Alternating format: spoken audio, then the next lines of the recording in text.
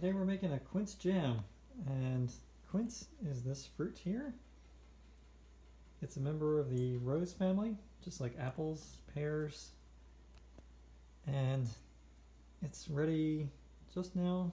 As soon as the fuzz kind of comes off of it and it's shiny and yellow, they have an interesting smell to them, but these fruit are really hard to eat fresh. They're astringent and kind of sour. I guess maybe even tart would be the right word for it.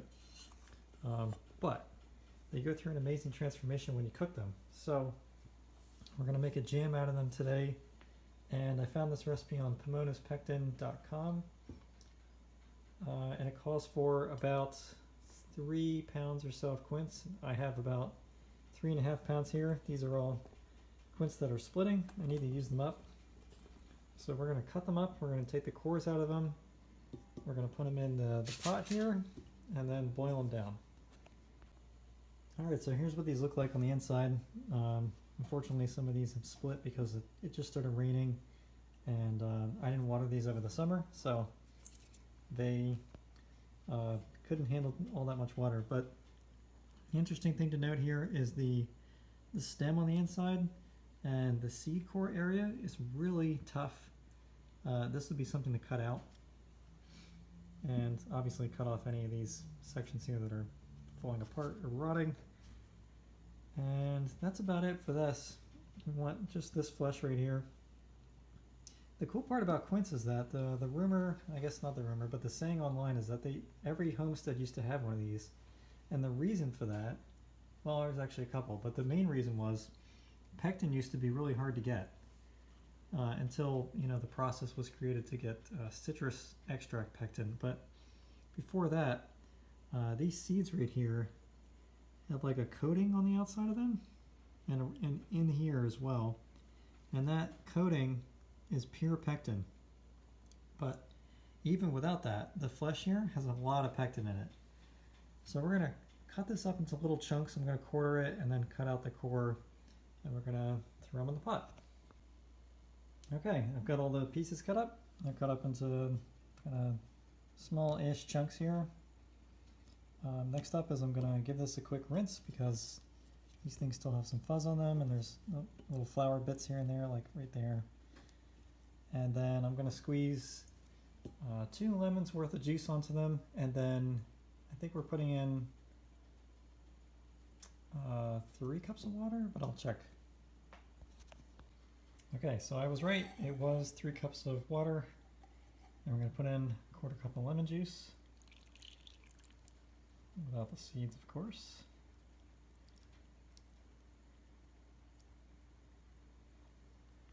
And this is going to serve 2 purposes. It's going to keep the quince keep it nice and vibrant yellow.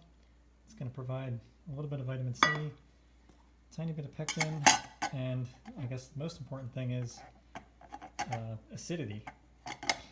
I believe these are semi-low acidic fruits, and since we're canning them, we need the acidity to be a little bit higher so that they don't develop bad bacteria like botulism. Alright, they're on the stove now. 3 cups of water in them. As soon as this gets to a boil and it gets soft enough, I'm going to take a potato masher and smash them up.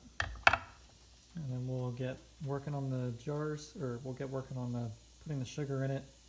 I know this looks like a lot of water. It's like pretty much all the way up to the top, but quince has a lot of pectin in it, so that'll be fine. And the next step, while that's going on, is I'm going to take the wet jars, take them apart, and then get these rubber rings into a small pot of boiling water. Okay, while your quince are coming up to a boil, measure out 1.5 cups of sugar. You can use basically any sugar you want, but today I'm using just white cane sugar. Well, actually, I guess it's cane sugar, it's not white sugar. The reason being is that I have succonac that I usually use for canning, but since these things are a nice bright yellow, oops, they're fuzzy and slippery, and since I put lemon in there to keep them nice and bright, I thought I would use a kind of sugar that's not so dark. Because if I used regular succonac that I always use for everything else, it'll turn a kind of a brown color. And while it still will taste delicious, it won't look quite as nice. And I kind of like how it comes out, just that really vibrant yellow. You'll see that in a minute. I had to move this over to a larger burner. So now that this is probably boiling, yeah, give this a couple minutes to kind of soften up and then squish them with the potato masher until they look like applesauce. And then once that's basically smashed to oblivion, I'll move it back to the smaller burner and just let it simmer for a little while until it thickens up. Check out what these look like. The lemon juice keeps them nice and bright. Very cool.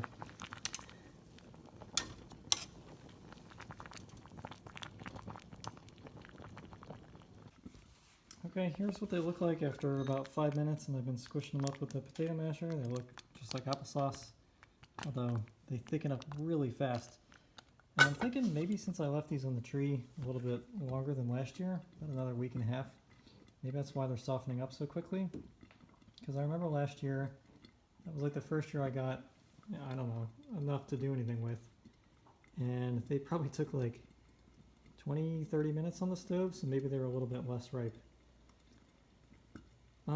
So once these kind of boil down enough that you're happy with the consistency of it, then we're gonna stir in the sugar, and then I've got my lids over here, or not my lids, my rings. They are all set. This was boiling, so they're just hanging out.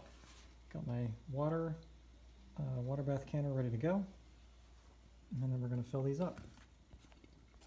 Okay, I'm happy with the consistency of it, so I poured in the sugar.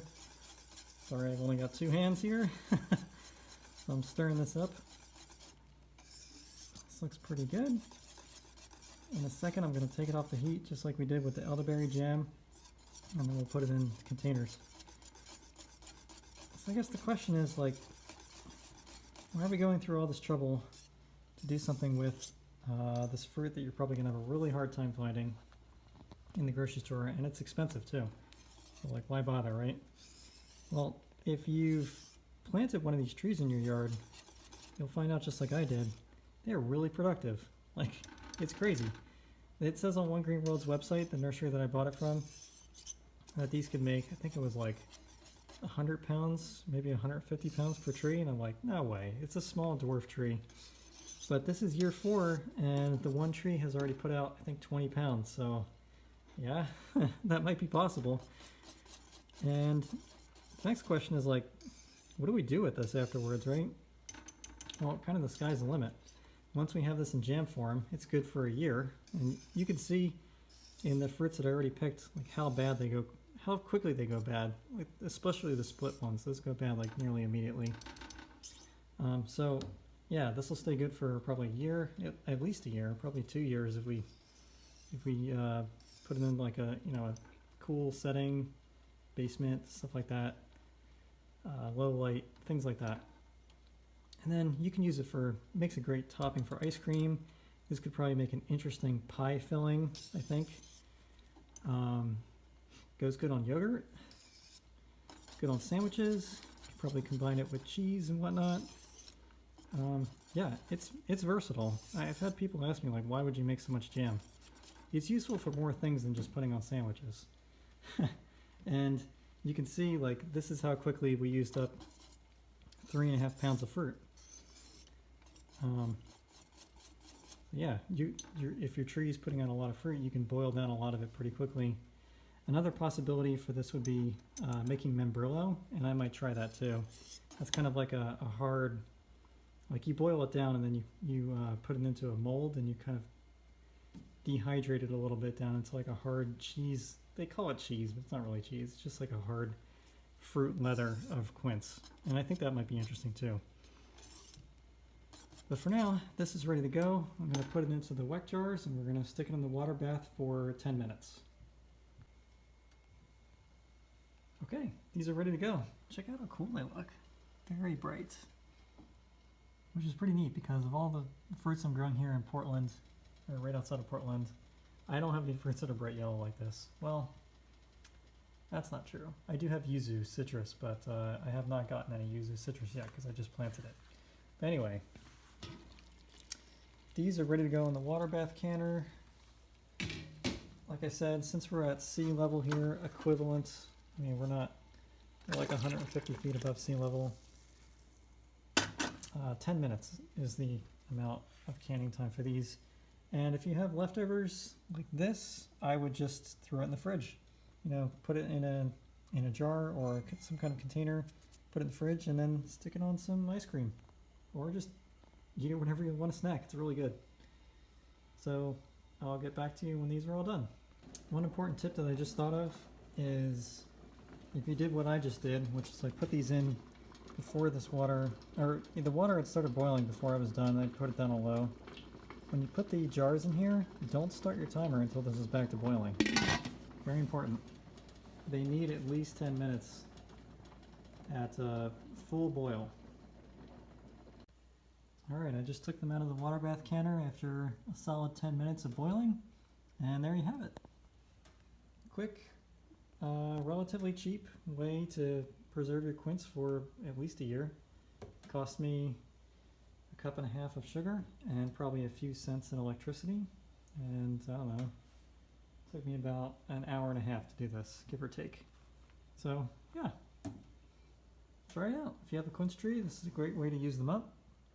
And if you see them in the store, give them a try. They're very interesting, and the transformation that they go through is quite dramatic. I would say try and take a little slice of it, eat it raw, and then see what happens after you cook it.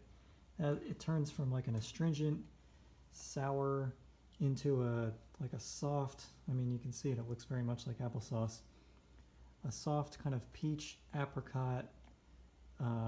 It's very hard to place the flavor, but it is unique and it smells delicious. So yeah, try it out and enjoy. See you next time.